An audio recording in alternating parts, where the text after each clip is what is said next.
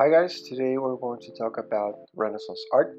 I'm going to basically explain some features or some characteristics of Renaissance art, and at the end you're going to analyze a new painting just as we did with this painting that you're seeing right here of Andrea Magdegna.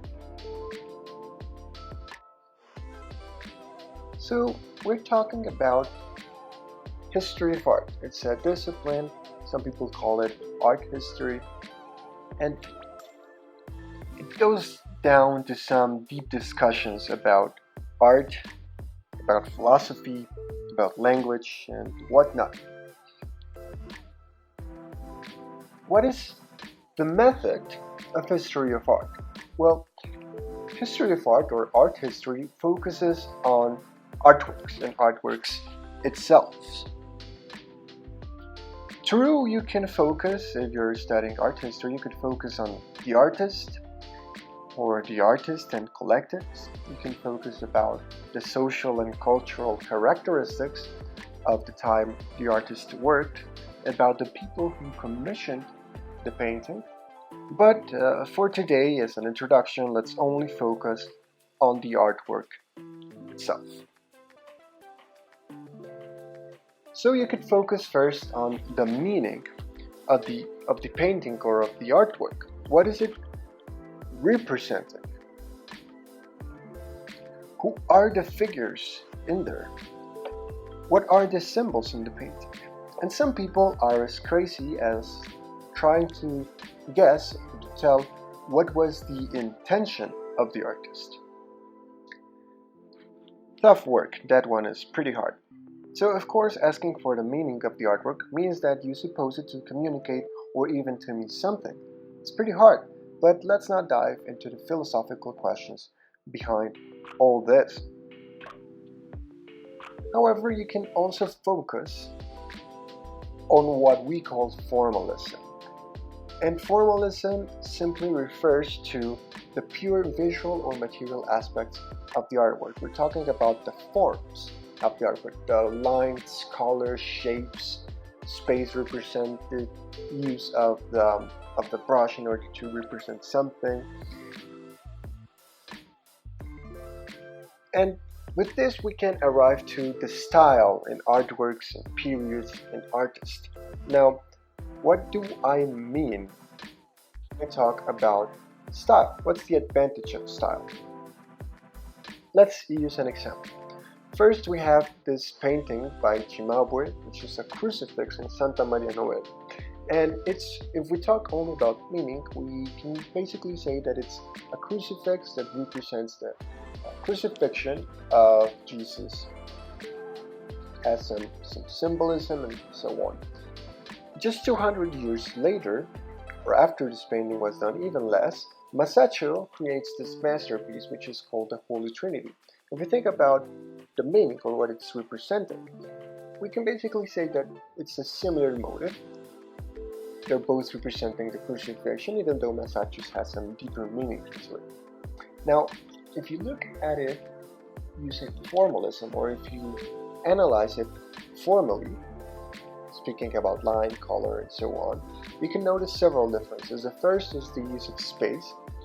In Cimabue's painting, you don't see any real space in which Mary and Saint John are actually there. In contrast, you can see the real space in which Mary and Saint John are there in the case of Masaccio. So even though if we talk about meaning, they are basically the same, when we talk about form or form of the artwork, we start seeing some crucial differences. And these are the differences that are going to be exacerbated during the Renaissance. Let's look at another classical example that I love.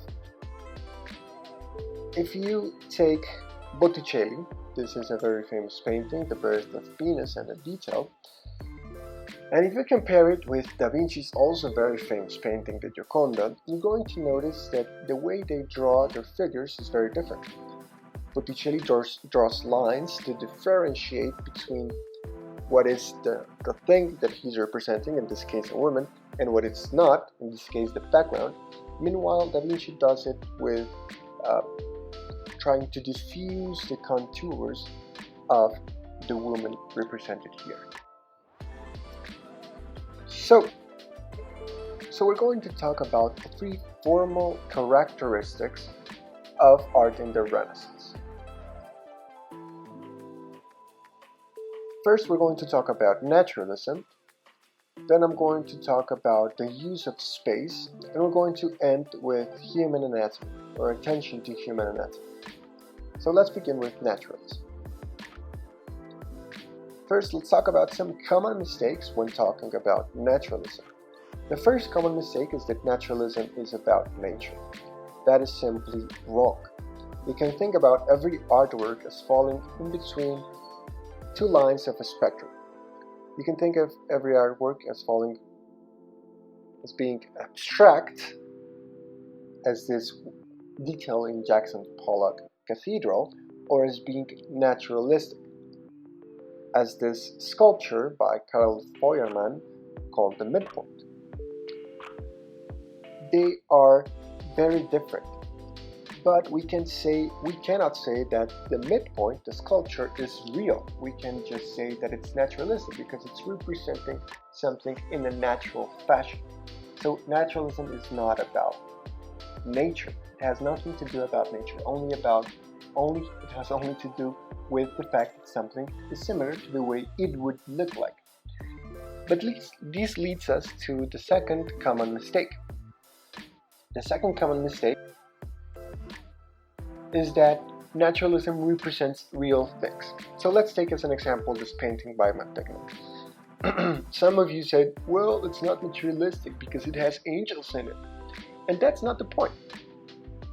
Naturalism does not say that it's representing something real because we don't know how the scene happened, and because we're not there to judge if the artist did everything to actually represent it as he was seeing it.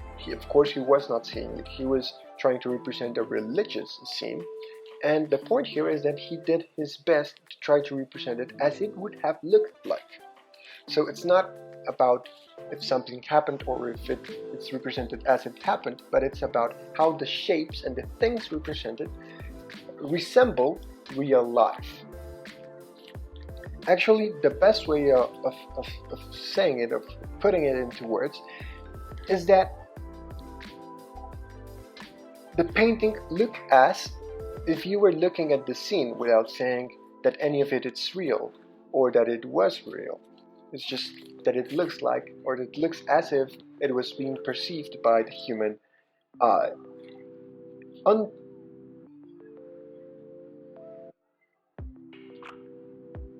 So onto the second characteristic, and that is the use of space. Renaissance artists innovated with the use of linear perspective. I don't have enough time to speak about this, but linear perspective basically defines how to mathematically represent a three-dimensional space in a two-dimensional format.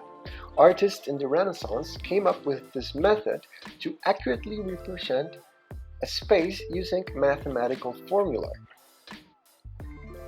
So let's look at an example of the use of space. I'm going to use Pietro Perugino's The Delivery of the Keys. So as you can see here, the space is not flat, it's three-dimensional. The surface goes into the background or extends into the background. In the background you can see that there are two buildings, and they are the same space in the painting, as the characters in the foreground. But you can tell, because they did this with linear perspective, that the building is not the same size as the characters, but that the building is simply farther beyond. It's in the background.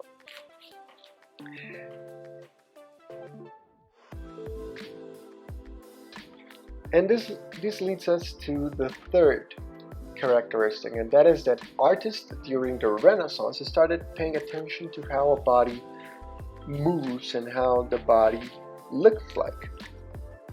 So this attention to human